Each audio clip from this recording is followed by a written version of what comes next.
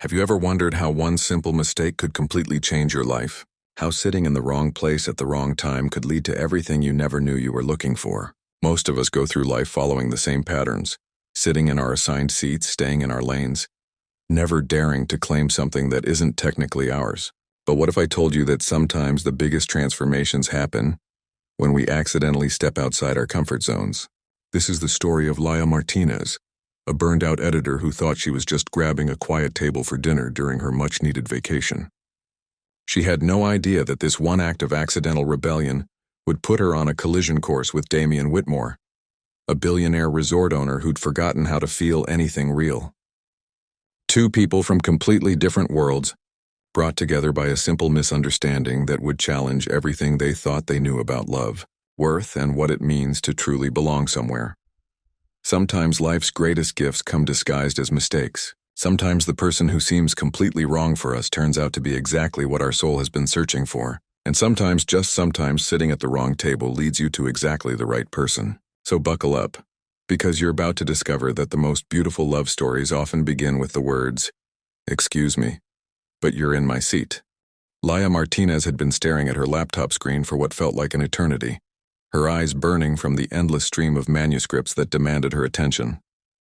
The words on the page blurred together like some cruel joke, each sentence requiring more effort to process than the last.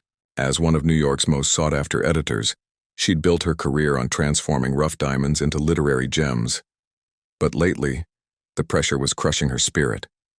The constant deadlines demanding authors, and publishers breathing down her neck had turned her passion into a grinding routine that left her feeling empty inside. She desperately needed this vacation, her first real break in 3 years. Her best friend Maya had literally booked the trip for her, claiming it was an intervention before Laya completely burned out. "You're 28, not 88, Maya had said, shoving the confirmation email under her nose. "Go find some sunshine and maybe a cute guy who doesn't know the difference between a semicolon and a comma." The Whitmore resort sprawled before her like something out of a dream, all pristine white architecture and azure pools that seemed to melt into the Caribbean horizon. Palm trees swayed in the gentle breeze, their fronds whispering secrets she couldn't quite understand. She'd splurged on this place knowing her bank account would feel the sting for months, but sometimes a person just needs to feel alive again. Sometimes you have to invest in your own sanity. After checking in, a process that involved way too much small talk with an overly enthusiastic concierge, Laya made her way to the restaurant, her rumbling stomach reminding her she'd barely eaten anything but airplane peanuts in the last 12 hours. The hostess, a stunning woman with perfect teeth and a practiced smile, gestured toward the dining area, and Laya followed the direction, scanning for an empty table where she could decompress in peace. There, a perfect spot by the floor-to-ceiling windows, overlooking the infinity pool where golden sunlight danced on the water's surface like scattered diamonds. The table was positioned just right, offering privacy while still letting her soak in the breathtaking view. It was exactly what her weary soul needed. She didn't notice the reserved sign tucked discreetly behind the elegant centerpiece of white orchids and baby's breath. All she saw was salvation, a quiet corner where she could finally breathe, maybe even crack open that steamy romance novel she'd been dying to read instead of edit for once in her life. The irony wasn't lost on her, an editor who rarely had time to read for pleasure. Laya had just settled into the plush chair, the soft cushioning like a gentle hug after months of her uncomfortable office furniture, when a shadow fell across her table. The temperature seemed to drop a few degrees and she looked up to find a man standing there, silhouetted against the bright Caribbean light streaming through the windows. Her breath caught in her throat. He was devastatingly handsome in that dangerous way that spelled trouble. The kind of man who probably had women falling at his feet without even trying. Dark hair that looked like he'd run his fingers through it, sharp jawline that could cut glass, and shoulders that filled out his obviously expensive suit in a way that made her forget how to think properly. But his expression, pure ice. Those steel gray eyes held all the warmth of a winter morning in Manhattan. "Excuse me." His voice carried the kind of authority that made people jump. Smooth, controlled, with just a hint of an accent she couldn't place. "But you're in my seat." The words hit her like a bucket of cold water, instantly dissolving any attraction she might have felt. Of course, the first gorgeous man she'd noticed in months would turn out to be a complete jerk. Laya blinked, glancing around the nearly empty restaurant. Seriously? There were at least a dozen vacant tables, each one perfectly set with gleaming silverware and crisp linens. Your seat? I don't see your name on it. She gestured to the chair across from her with mock politeness, channeling every ounce of sarcasm she'd perfected during her years dealing with difficult authors. There are plenty of other tables available, in case you hadn't noticed. The man's jaw tightened, a muscle jumping near his temple, and she caught a flash of something in those steel gray eyes. Surprise, maybe? Like he wasn't used to people talking back to him. Well, tough luck, buddy. She'd dealt with enough arrogant authors who thought their talent gave them the right to treat everyone else like servants, and demanding publishers who acted like the world revolved around their bottom line. She could spot an entitled attitude from a mile away, and she was done being intimidated by men who thought their presence was a gift to humanity. This table is reserved, he said, his tone suggesting she was either blind or incredibly stupid. He nodded toward something behind the centerpiece. The sign is right there. Laya's gaze followed his finger to the small placard she'd somehow missed in her exhausted state, and heat crept up her neck like a slow burn. Great. Just perfect. The universe's idea of a joke. She finally gets a vacation and immediately makes an idiot of herself in front of Mr. Perfect, and he knows it. But instead of gracefully admitting her mistake, like a normal person, something rebellious sparked inside her. Maybe it was the exhaustion. Maybe it was 3 years of bottled-up frustration. Or maybe it was just the fact that his attitude reminded her of every condescending male author who'd ever mansplained her own job to her. Whatever it was, she wasn't backing down. Well, she said, leaning back in her chair with deliberate casualness, letting her voice take on that honey-sweet tone that usually preceded her most cutting remarks. I didn't see any sign. And possession is 9/10 of the law, right? Besides, you don't exactly look like you're starving. She let her eyes travel over his obviously expensive suit, the kind of tailoring that probably cost more than her monthly rent, complete with cufflinks that caught the light like tiny stars. His eyebrows shot up, dark slashes against his tanned forehead, and for a moment she wondered if she'd pushed too far. Maybe he was the type who'd call security, have her escorted out in front of everyone. But then something interesting happened. The corner of his mouth twitched like he was fighting a smile, and the ice in his eyes seemed to crack just a little. Are you always this charming to strangers? He asked. And there was something different in his voice now, a note she couldn't quite identify. Only the ones who try to kick me out of my seat. Laya shot back, surprising herself with her boldness. The old her would have apologized profusely and skulked away. But something about this man, this place, this moment was bringing out a side of her she'd forgotten existed. Look, Mr. She paused, waiting. Whitmore. Damian Whitmore. The name hit her like a physical blow, knocking the breath from her lungs. Whitmore. As in, the resort. As in, she was currently arguing with the owner of this entire paradise. The billionaire whose family had built this empire from nothing, whose business dealings made front-page news, whose personal life was splashed across gossip magazines with annoying regularity. The man who could probably buy and sell her entire existence without blinking. She was so completely, utterly, monumentally screwed. The next morning, Laya woke up with a mission: avoid Damian Whitmore at all costs. Their dinner had ended with an awkward truce after she'd reluctantly admitted her mistake, and he'd surprised her by letting her stay at the table.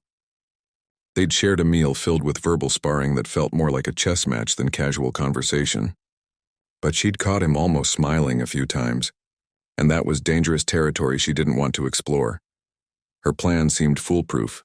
The resort was massive, with multiple restaurants, pools, and enough activities to keep them from crossing paths. What were the odds of running into him again? Apparently, astronomical Laya had barely dipped her toe into the infinity pool when she spotted him cutting through the water with powerful strokes. His technique so flawless, it made her feel like a flailing fish. She tried to slip away unnoticed, but the pool deck was slick from the morning mist and physics had other plans.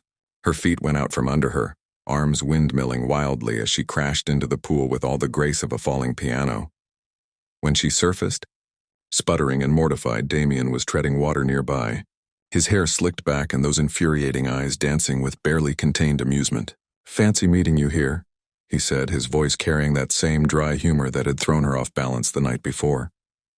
Very funny, Laya muttered, trying to smooth down her hair and salvage what was left of her dignity. I suppose you own the pool too? Actually, yes, he replied. But there was something playful in his tone now, like he was enjoying their little routine. But I'm willing to share. Try not to drown, it's bad for business. She wanted to come up with a witty comeback. But the way he was looking at her, like she was genuinely interesting rather than just amusing, made her thoughts scatter like leaves in the wind. Instead, she challenged him to a race, figuring she could at least show him she wasn't completely hopeless in the water. Big mistake. Damian swam like he'd been born in the ocean, each stroke cutting through the water with effortless precision while Laya flailed behind him, her competitive spirit warring with the growing stitch in her side. When she finally touched the wall, gasping for breath, he was already there waiting, not even breathing hard. You let me win, she accused, glaring at him through water-darkened lashes. Did I? His smile was enigmatic, but she caught something softer in his expression, like he was seeing her differently now. Maybe you're faster than you think. The lie was so obvious it should have annoyed her, but instead, she found herself fighting a smile. Who was this man? And what had he done with the Ice King from yesterday? Their second collision happened at the resort gym, where Laya had hoped to work off some of her frustration on a treadmill. She'd been lost in thought, running to a playlist that reminded her of better days, when she stepped off the machine without looking and walked straight into what felt like a brick wall. Except brick walls didn't have arms that shot out to steady her, or familiar cologne that made her pulse skip. Damian's hands gripped her shoulders, his face inches from hers, and for a moment the world seemed to pause. Up close, she could see tiny gold flecks in his gray eyes, could count the faint lines around them that suggested he smiled more than his stern reputation implied. We have to stop meeting like this, he murmured, his voice rougher than usual. Laya's brain seemed to have short-circuited. All she could focus on was the warmth of his hands through her workout shirt, the way his chest rose and fell slightly faster than it should for someone who wasn't even exercising. Maybe you should stop standing in my way, she managed, proud that her voice came out steady. Maybe you should watch where you're going, he countered. But he didn't let go immediately. They stood frozen in their ridiculous tableau until another gym patron cleared their throat loudly, breaking the spell. Damian dropped his hands like she'd burned him, stepping back with that familiar mask sliding into place. But she'd seen beneath it now, caught a glimpse of something vulnerable and real, and she couldn't stop thinking about it. The third collision was entirely his fault. The resort's beach games had seemed like innocent fun when Laya signed up. They way to meet other guests and maybe rediscover her sense of humor. She hadn't expected to find herself partnered with Damian for the kayak race, his presence throwing off her carefully maintained emotional equilibrium. Do you even know how to paddle? She asked as they dragged their bright yellow kayak toward the starting line. The morning sun painted everything in shades of gold and turquoise, making the whole scene look like a postcard from paradise. I own a yacht, he replied dryly. I think I can handle a kayak. Owning and operating are two different things, Laya shot back, settling into the front seat. Rich guys usually pay other people to do the actual work, she felt rather than saw his smile behind her. You really don't hold back, do you? Life's too short for fake politeness, she said, gripping her paddle and trying to ignore how solid and warm he felt behind her in the small boat. Besides, someone needs to keep your ego in check. The race started with a blast from an air horn, and for the first few minutes they actually worked well together. Damian's strength combined with her determination propelled them ahead of the other teams, the rhythm of their paddling surprisingly synchronized. Laya found herself laughing as spray from other kayaks splashed them, the competitive fire she'd thought she'd lost blazing back to life.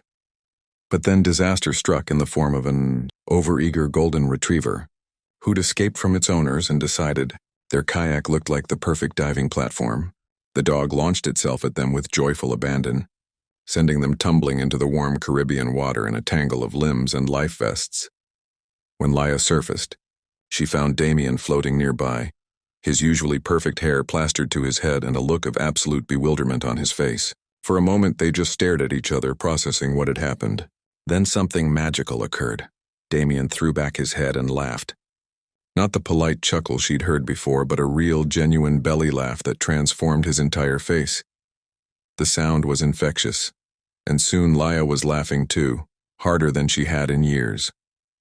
They floated there in the crystal-clear water, two adults reduced to helpless giggles by a wayward dog, and something shifted between them. The walls he kept so carefully constructed seemed to crack, revealing glimpses of the man beneath the billionaire facade. "I can't believe we just got taken out by a golden retriever," she gasped between giggles. "His name's Buster," Damian managed, wiping water from his eyes. "He belongs to the Hendersons in the penthouse suite.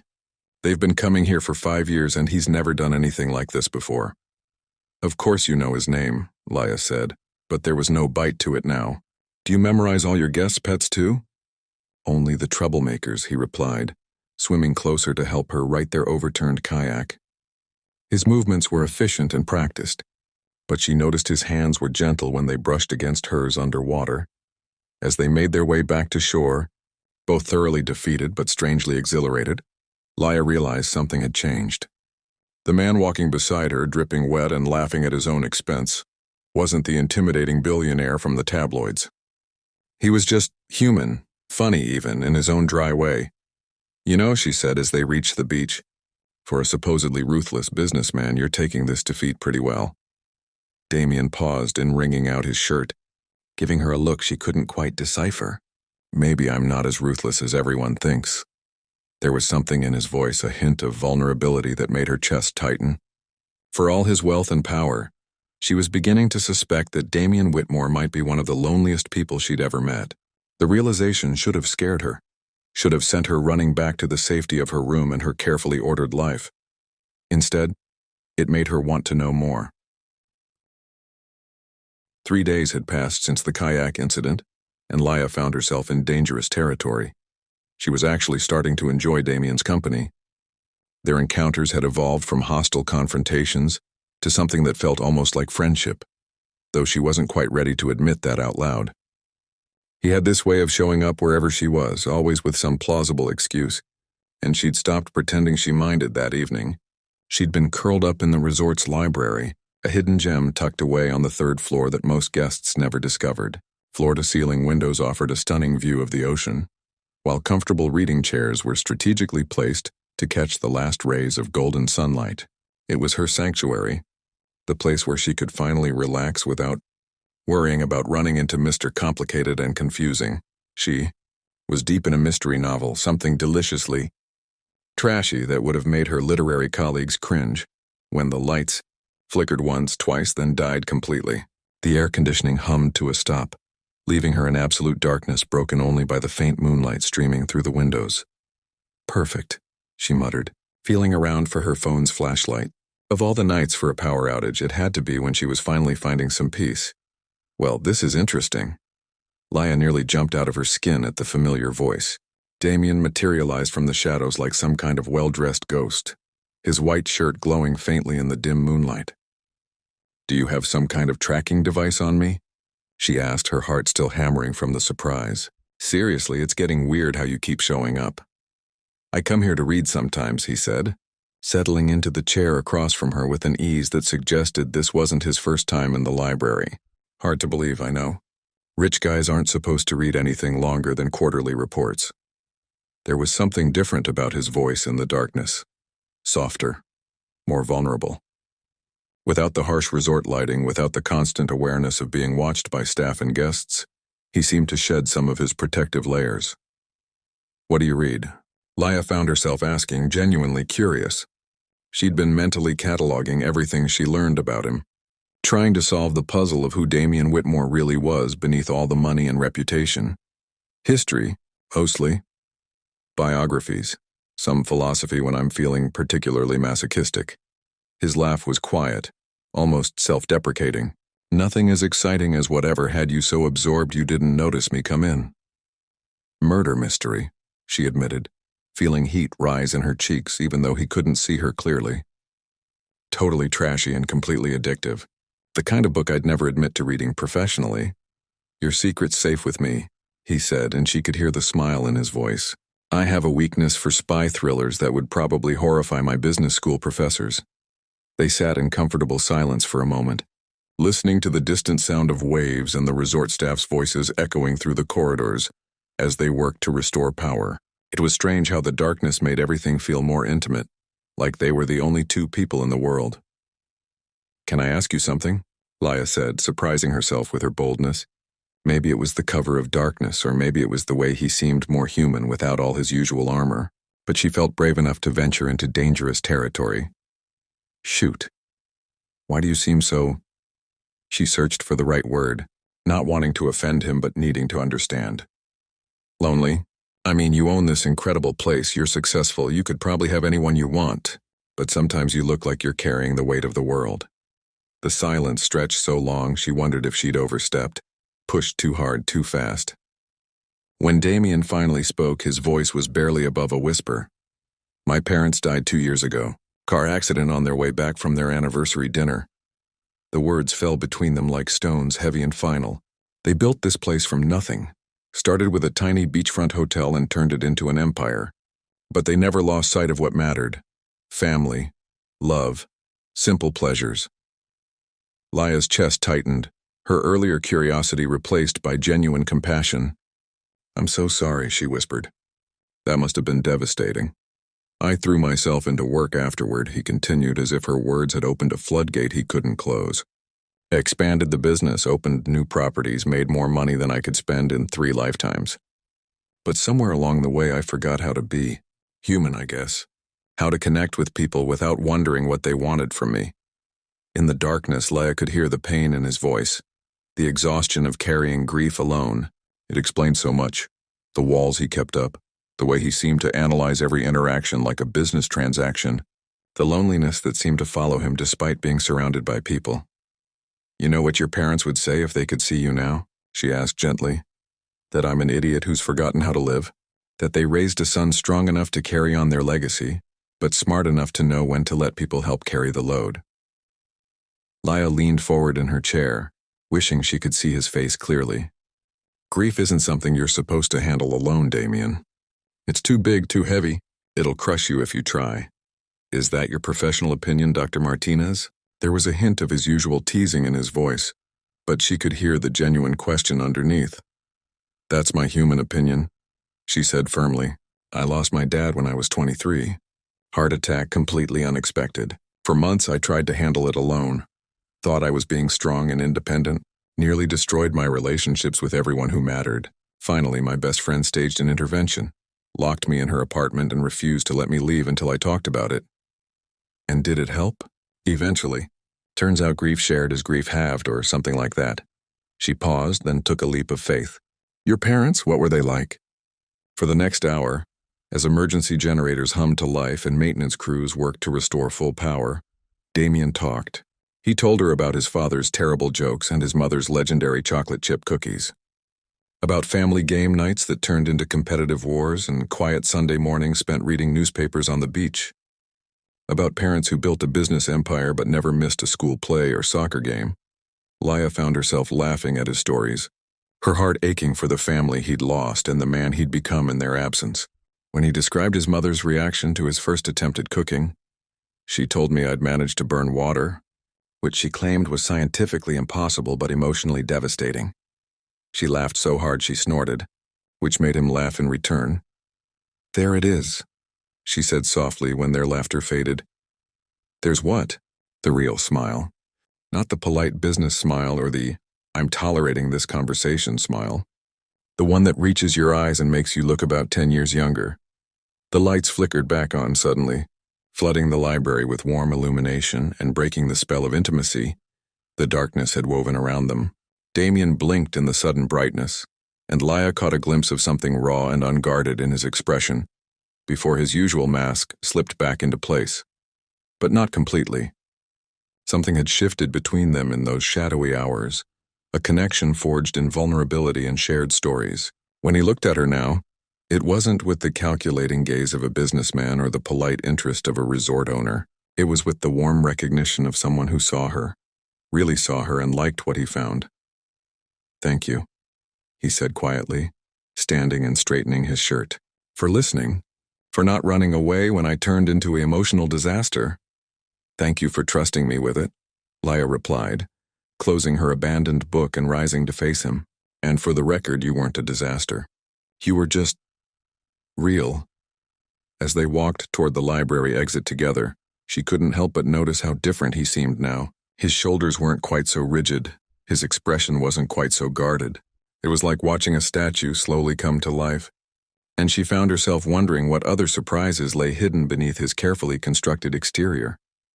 The hallway stretched before them, leading back to their separate lives and carefully maintained boundaries.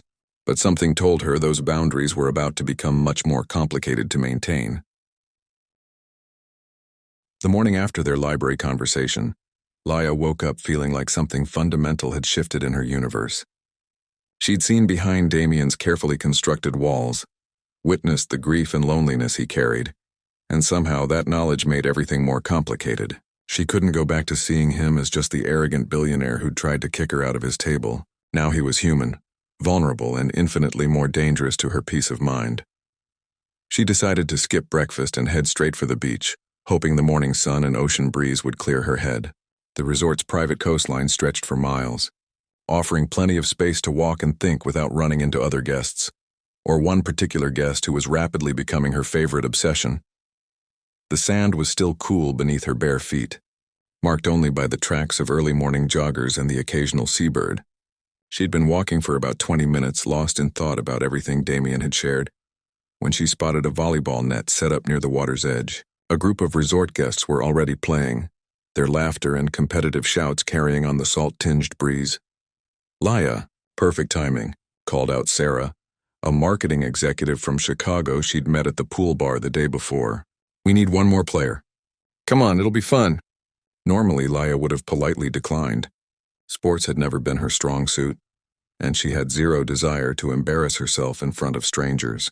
But something about the morning, maybe it was the lingering effects of her emotional conversation with Damian, or maybe it was just the infectious energy of vacation, made her throw caution to the wind. "Why not?"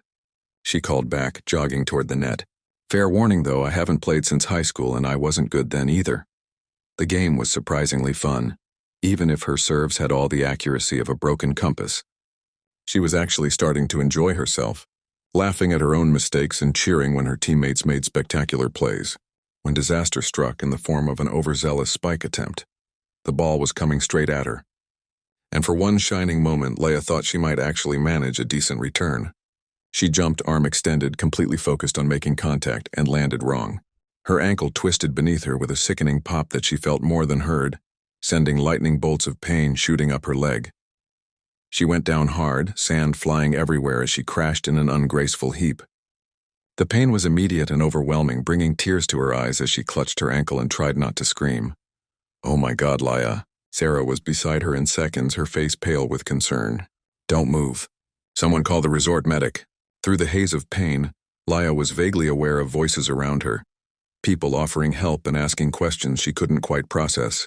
All she could focus on was the throbbing, agony in her ankle and the humiliating realization that she'd managed to injure herself playing beach volleyball like some kind of coordination challenge tourist. What happened? That voice she knew would recognize anywhere now. Through her tears, she saw Damian pushing through the small crowd that had gathered, his expression shifting from mild curiosity to sharp concern when he saw her on the ground. "Volleyball," she managed through gritted teeth, trying for a weak smile. "Turns out I'm even worse at it than I thought." Without hesitation, Damian dropped to his knees beside her, his hands hovering over her injured ankle with surprising gentleness. "May I?" When she nodded, he carefully examined the joint, his touch clinical but careful. "It's already swelling. We need to get you to the medical center." "I can walk," Laya protested, though even the thought of putting weight on her foot made her feel nauseous. "No, you can't," Damian said firmly. Before she could argue further, he was scooping her up in his arms like she weighed nothing, one arm beneath her knees and the other supporting her back. "Medical center. Now." The world tilted crazily as he lifted her, and Laya found herself pressed against his chest, close enough to smell his cologne and feel the steady rhythm of his heartbeat. It should have been embarrassing. Being carried like a damsel in distress wasn't exactly the independent image she liked to project. But there was something about the way he held her, protective and gentle, that made her feel safe instead of helpless. You don't have to carry me, she said weakly, though she made no move to escape his arms. I'm probably too heavy. You're not, he replied, his voice rougher than usual. And yes, I do. That ankle needs immediate attention. The walk to the medical center felt simultaneously endless and too short. Laya was acutely aware of every step he took, the way his muscles flexed beneath his shirt, the concentrated expression on his face as he navigated the resort pathways. Other guests turned to stare as they passed, and she caught whispered conversations and not-so-subtle phone cameras pointed in their direction. Great, she muttered, hiding her face against his shoulder. Now everyone's going to think we're some kind of romantic cliché. Let them think what they want, Damian said, though she noticed his jaw was tighter than before. Your health is more important than gossip. The resort's medical center was state-of-the-art, staffed by qualified professionals who took one look at Laya's ankle and immediately called for x-rays. The diagnosis was better than she'd feared, but worse than she'd hoped, a moderate sprain that would keep her off her feet for several days. You'll need to stay elevated and iced for at least 48 hours, the doctor explained, wrapping her ankle in a professional-grade compression bandage. After that, limited mobility with crutches. No beach volleyball for at least 2 weeks. There goes my athletic career, Laya joked weakly, trying to hide her disappointment. She'd been looking forward to exploring the resort's hiking trails and maybe trying some of the water sports. Now she'd be stuck in her room like an invalid. I'll have a wheelchair sent to your room, Damian said quietly. And anything else you need. Room service, entertainment, whatever will make this easier. You don't have to do that, Laya protested. I'm not your responsibility. Maybe not, he replied, something unreadable in his expression. But I want to. By the time they made it back to her room, Damian insisting on carrying her again, despite the wheelchair waiting in the lobby, word of their dramatic beach rescue had spread throughout the resort like wildfire. Her phone was buzzing constantly with notifications, and when she finally worked up the courage to check social media, her heart sank. Someone had captured the moment Damian lifted her in his arms, the photo perfectly framed to look like something out of a romance novel. His face was a mask of concern and determination, while she looked small and vulnerable in his embrace, her face turned toward his with an expression that could easily be mistaken for adoration. The caption read, Billionaire Damian Whitmore plays knight in shining armor for mystery woman at his resort. New romance brewing in paradise? Within hours, the photo had thousands of likes and shares. Gossip blogs were picking up the story, complete with wild speculation about who she was and how long they'd been secretly dating. Her inbox was flooded with interview requests from entertainment reporters who somehow had managed to track down her email address.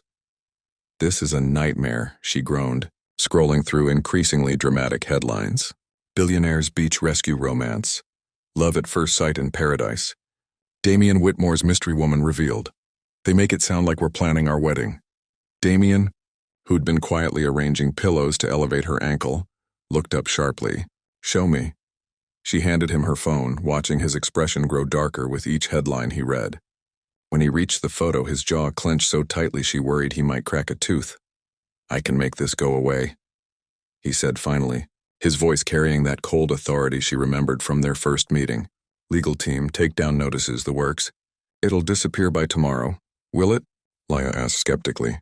Because in my experience, the more you try to kill a story like this, the more interesting it becomes. They'll just assume we're trying to hide something scandalous. Damian set the phone aside, running both hands through his hair in frustration. I'm sorry. This is exactly the kind of circus I try to avoid. You came here for a peaceful vacation, not to become tabloid fodder. Looking at him, really looking, Laya realized he was more upset about this than she was. Not angry exactly, but something deeper. Like this kind of attention was a special kind of torture for him. What if we didn't fight it? She heard herself saying, the words surprising her as much as they clearly surprised him. What do you mean? I mean, what if we let them think we're together? Just for a few days until the story gets boring and they move on to the next celebrity scandal. The idea was forming as she spoke, fueled by equal parts desperation and some reckless impulse she didn't want to examine too closely. Think about it, you get to avoid the mysterious billionaire hiding secret romance headlines. And I get to avoid the gold-digging, nobody trying to trap wealthy man stories. Win-win. Damian stared at her like she'd suggested they rob a bank together. You want to fake a relationship? With me? Temporarily, she clarified quickly, her cheeks burning. Just until this dies down. A few carefully staged public appearances. Maybe hold hands at dinner, that sort of thing. Nothing dramatic or, she gestured vaguely, intimate. Just enough to satisfy the gossip machine without giving them anything genuinely scandalous to work with. The silence stretched between them, and Laya began to regret her impulsive suggestion. Of course he'd think she was crazy. Or worse, that she was trying to somehow profit from the situation.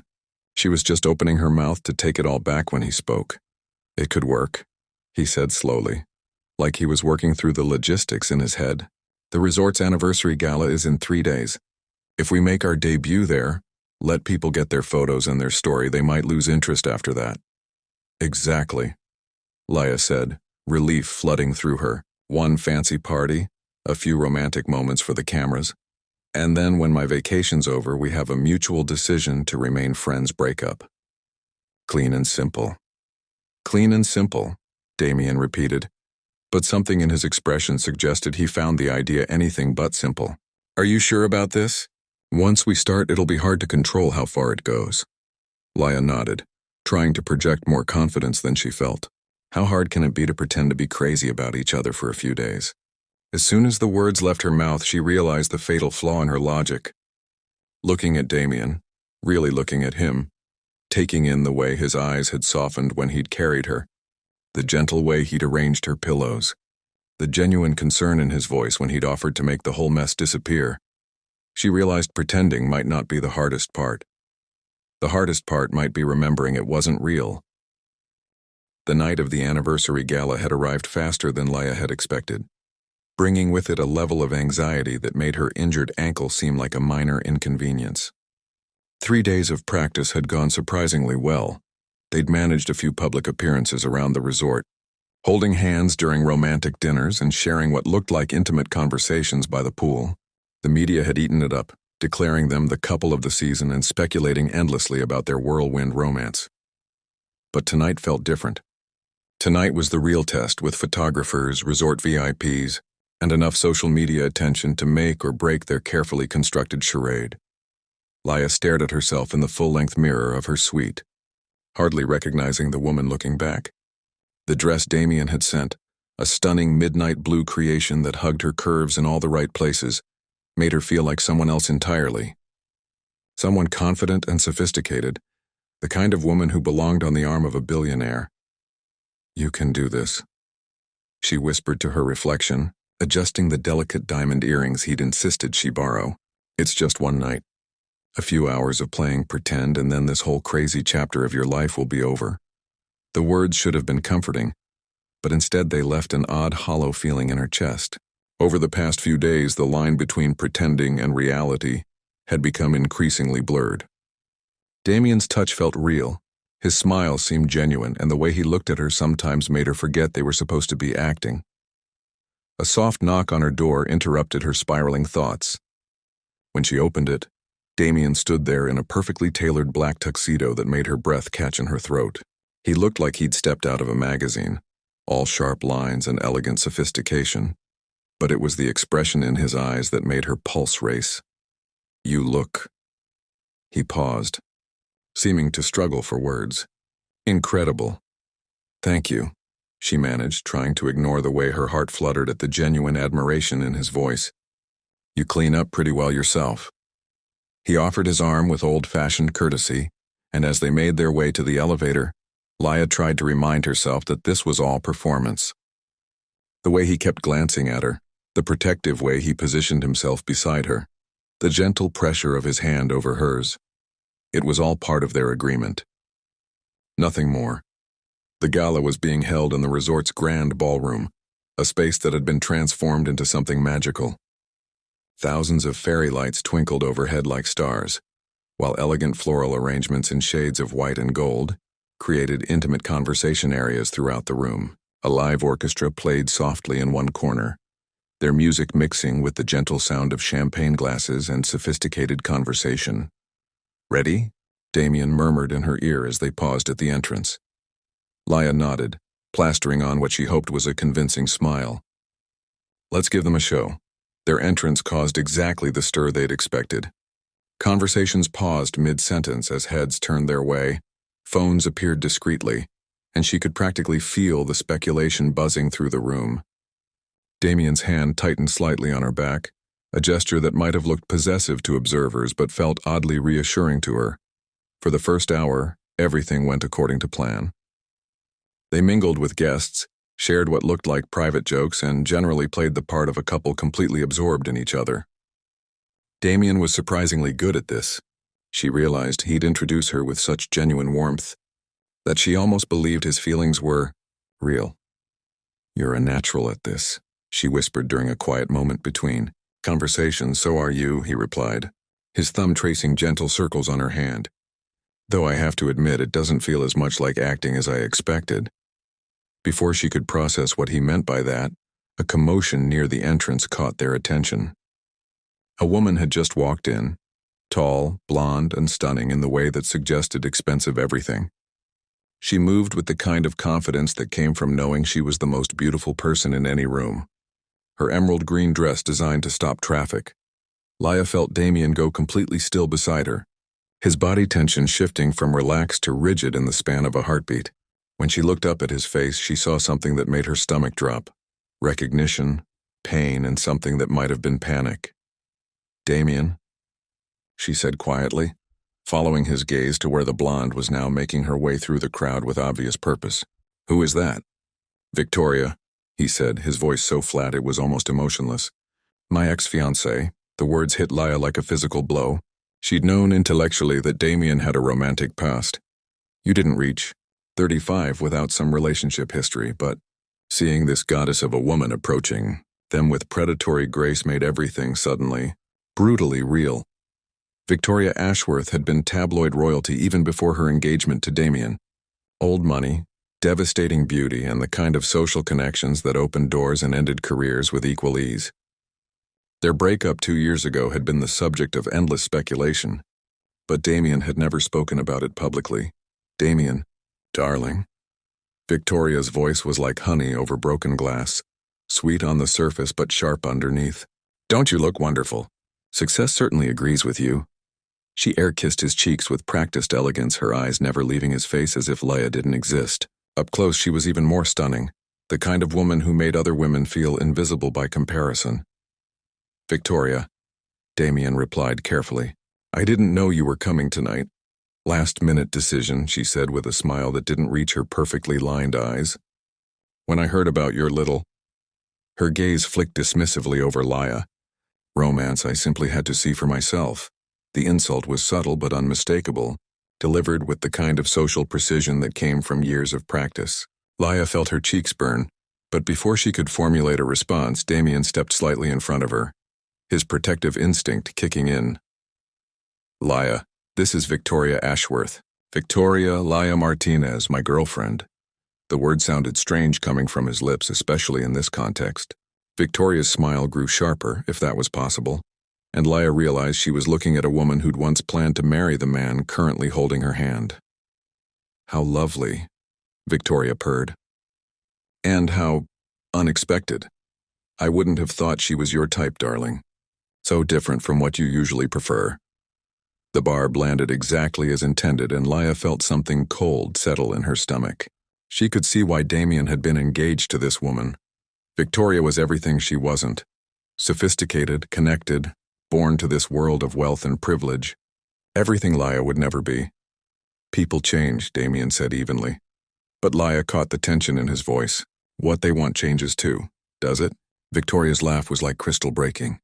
"How fascinating. Well, I do hope you'll save me a dance later for old times' sake. I'd love to catch up properly."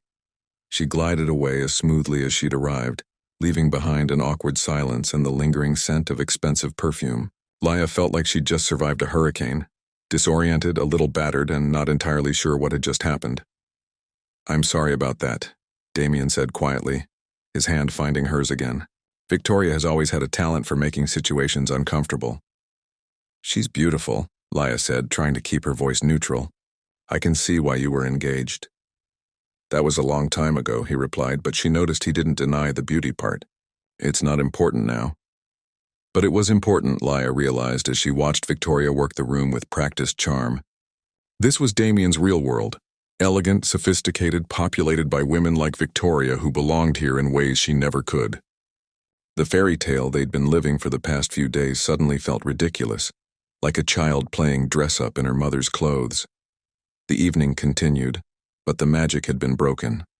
Every conversation felt forced, every smile felt fake, and Laya couldn't shake the feeling that people were comparing her to the stunning blonde who moved through the room like she owned it. Which, given her family's social standing, she probably did. Then disaster struck in the form of an overzealous photographer who caught the exact wrong moment at exactly the wrong time. Damian had been reaching into his jacket pocket for his phone when the camera flash went off, capturing what looked like him reaching for a ring box. The photographer, clearly thinking he'd stumbled onto the scoop of the century, immediately began snapping more photos while shouting questions about proposals and weddings. "Mr. Whitmore, are you proposing tonight? Miss Martinez, did you know this was coming? When's the wedding?" The questions came fast and loud, drawing attention from across the ballroom. Other photographers materialized as if from thin air, all of them sensing a story.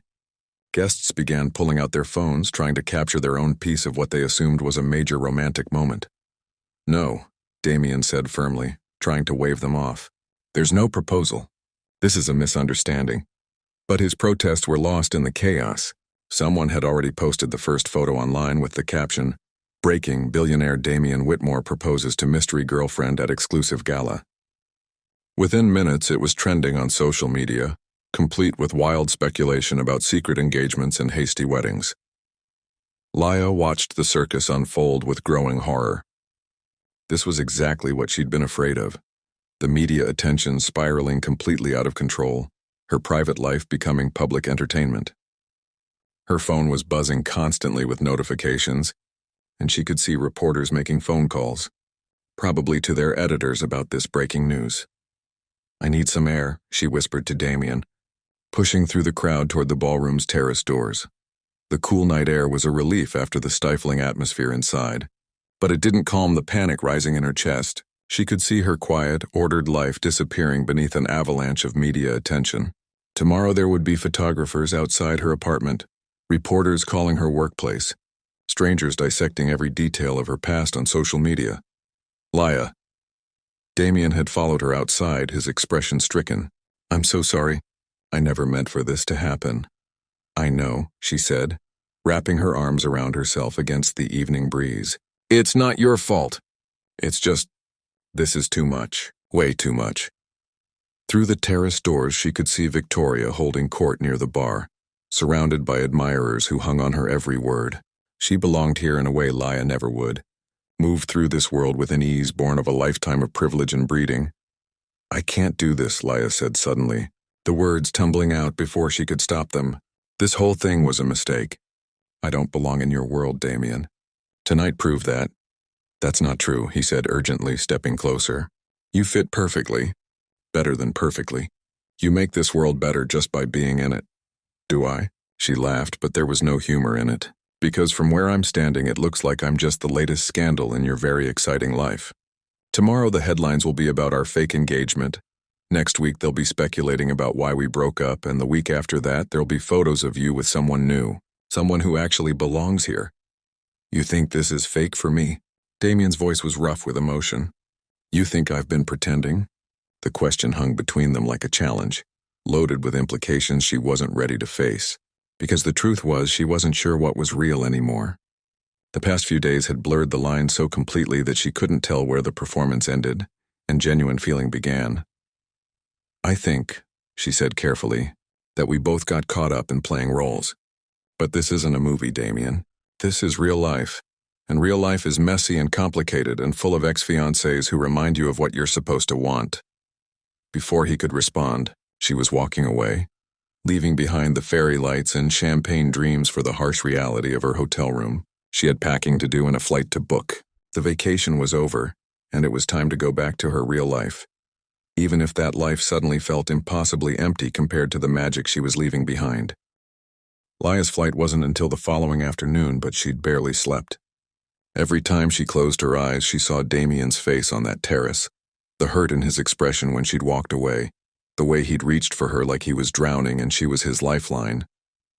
She'd spent the night alternating between packing her bags and staring out her hotel window at the resort grounds that had become so familiar over the past week.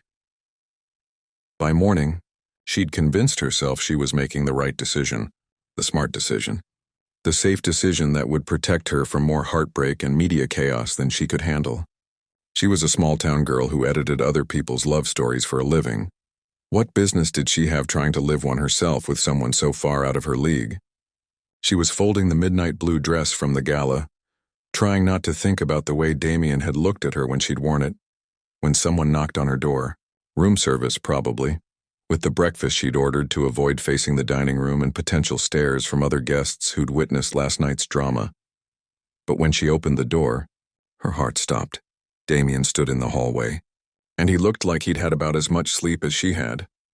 His usually perfect hair was disheveled, his shirt wrinkled like he'd slept in it, and there were dark circles under his eyes that spoke of a long, difficult night. In his hands he held a single white orchid, not the elaborate bouquet a billionaire could easily afford, but one simple, perfect flower. "Please don't leave," he said, his voice rough with exhaustion and something that sounded dangerously close to desperation. "Not yet. Give me 5 minutes to explain, and if you still want to go after that, I'll drive you to the airport myself." Laya's resolve wavered at the raw vulnerability in his voice. This wasn't the composed businessman she'd first met, or even the charming companion from their fake relationship. This was someone who'd stripped away all his defenses, standing in her doorway with his heart in his hands. "Damian," she began, but he shook his head. 5 minutes, he repeated. "That's all I'm asking." Against her better judgment, she stepped aside and let him in. He walked to the window, staring out at the view that had become so precious to both of them, before turning back to face her. "You asked me last night if I thought this was fake," he said, his words careful and measured like he'd been rehearsing them all night. "The truth is, I stopped pretending about 30 seconds after we started. Maybe sooner. Every smile, every touch, every moment we shared, it was real for me. More real than anything I've felt in years. Damian." "Please don't.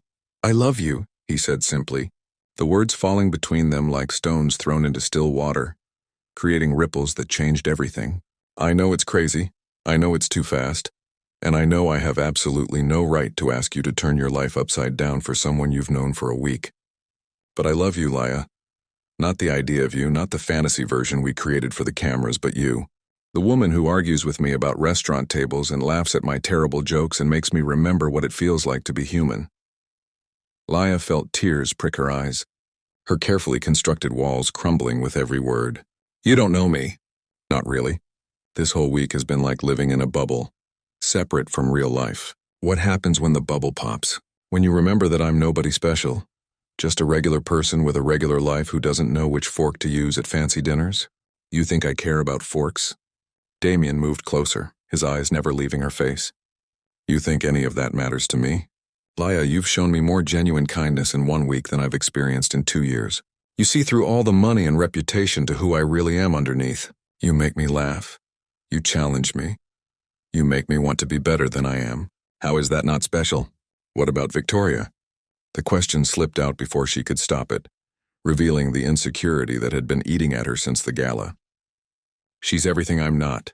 Sophisticated, connected, someone who actually belongs in your world." Damian's expression darkened. "Victoria is my past. A mistake I made when I thought marriage was just another business transaction to be negotiated." He stepped closer, reaching out to gently cup her face. "You want to know why we broke up? Because I realized I'd rather spend my life alone than spend it with someone who saw me as a prize to be won, rather than a person to be loved. Victoria never looked at me the way you do, like I'm someone worth knowing, not just something worth having." The tears she'd been fighting spilled over, and she leaned into his touch despite every rational thought in her head telling her this was impossible. "I'm scared," she whispered. "This is all happening so fast, and the media attention, the speculation. I don't know if I'm strong enough for that kind of scrutiny." "Then we'll figure it out together," he said softly, his thumbs brushing away her tears. "We'll hire the best PR team money can buy. We'll set boundaries. We'll do whatever it takes to protect what we have." But please don't walk away because you're afraid of what other people might think or say. Don't let fear rob us of something that could be extraordinary. Laya looked into his eyes, those steel gray eyes that had first intimidated her and now felt like home, and saw her own feelings reflected back at her. Love, yes, but also hope and vulnerability and a willingness to take a leap of faith into the unknown. If I stay, she said slowly, if we try this for real, I need you to promise me something. Anything. Promise me we'll take it slow. No more fake relationships or publicity stunts. Just us figuring out what this is without an audience. She managed a watery smile. And maybe we could start with actual dating? You know, the kind where you pick me up at my apartment and we argue over what movie to see. Damian's answering smile was brighter than the Caribbean sun streaming through her windows. I think I can manage that. Though I should warn you, I have terrible taste in movies. I'll teach you, she said, and then, because life was short and love was precious and sometimes you had to be brave enough to reach for happiness. I love you too. It's terrifying and crazy and probably the most impulsive thing I've ever done, but I love you. The kiss that followed tasted like new beginnings and coffee and the salt air that had become the soundtrack to their unlikely love story. When they finally broke apart, both breathing hard, Damian rested his forehead against hers. So you'll stay? I'll stay, she whispered. But I'm keeping my own room until we figure this out properly. Deal, he laughed, spinning her around until she was giggling and breathless. Though I should probably warn you, I'm very persuasive when I want something. Good, she said, wrapping her arms around his neck. So am I. 1 year later, the Whitmore Resort hosted another anniversary gala, but this one was different. In the corner of the ballroom, a small reading nook had been installed. Comfortable chairs arranged around floor-to-ceiling bookshelves, with a small plaque that read, "The Laya Martinez Reading Corner." It had become one of the resort's most popular features, a quiet sanctuary where guests could escape with a good book and a cup of coffee. Laya was there now, curled up in her favorite chair with the advance copy of her newly published novel, a romance, naturally about a workaholic editor who finds love in the most unexpected place. The book was already garnering positive reviews, and her agent was fielding calls from publishers interested in her next project. There you are, Damian's voice made her look up, and her heart still skipped a beat at the sight of him. A year together had only made him more beautiful to her, the way he smiled when he saw her, the softness in his eyes that was reserved just for her, the easy confidence that came from being truly happy. Here I am, she agreed, marking her place and setting the book aside. How did the investors' meeting go? Boring, he said, settling into the chair beside her, though they were very impressed with our occupancy rates. Apparently, romance novels are good for business. They'd found their rhythm over the past year, splitting time between New York and the resort, building a life that honored both their ambitions and their love. Laya had kept her editing job but negotiated for remote work, while Damian had surprised everyone by stepping back from some of his more demanding business ventures to focus on what truly mattered. Laya, he said suddenly, his voice carrying a note she couldn't quite identify. Do you remember the first night we met? At that table by the window? You mean when you tried to kick me out and I refused to budge? She teased. Vaguely. I was thinking, he continued, reaching into his jacket pocket with a smile that made her pulse quicken, that maybe we should go back to where it all started. You know, for old times' sake. Her breath caught as he pulled out a small velvet box, the same color as the midnight sky outside the reading nook windows. Damian! I love you, Laya Martinez, he said, dropping to one knee right there among the bookshelves and comfortable chairs in the space that had become their sanctuary. You changed my life the moment you refused to give up that table, and you've been changing it every day since. Will you marry me? The ring was perfect, not ostentatious or showy, but elegant and timeless, with a stone that caught the light like captured starlight. But it was the expression on his face that made her heart swell, the love and hope and absolute certainty that this was right. This was their moment, this was their beginning. Yes, she whispered. Then louder, laughing through happy tears. Yes, of course, yes. As he slipped the ring onto her finger, Laya realized their love story was just getting started. There would be more challenges ahead, more moments of doubt and joy and discovery, but they'd face them together, two people who'd found something extraordinary in the most ordinary moment. A case of mistaken tables and stubborn hearts that refused to give up on love.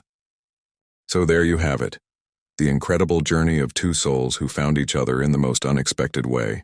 Laya and Damian's story teaches us something profound about life. Sometimes our greatest blessings come disguised as mistakes, interruptions, or moments when everything seems to go wrong. That wrong table became the gateway to a love that transformed both their lives completely.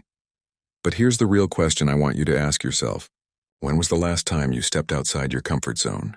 When did you last claim a space you thought you didn't deserve? Or stand your ground when someone tried to diminish you? How many opportunities for connection, growth, and transformation have you missed because you were too afraid to sit at the wrong table? Laya could have apologized and walked away that first night. She could have let Damian's intimidating presence make her feel small and out of place. Instead, she chose to be brave, to be authentically herself, and to believe she deserved to take up space in this world. That single decision changed everything. What would happen if you approached your own life with that same fearless authenticity? What if you stopped waiting for permission to pursue your dreams, to speak your truth, or to believe you're worthy of extraordinary love? What if the very thing that seems like a mistake or setback is actually the universe redirecting you towards something magnificent? Your life is waiting for you to claim it. Stop playing small. Stop apologizing for taking up space and start believing that you deserve a love story as beautiful as the one you just heard. The right person, the right opportunity, the right life.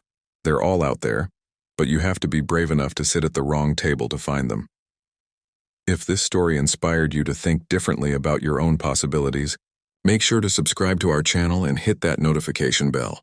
We share stories like this one every week. Tales of ordinary people who found extraordinary love by having the courage to step outside their comfort zones. Your own love story is waiting to be written, and it might just begin the next time you choose courage over comfort. What's your wrong table moment going to be?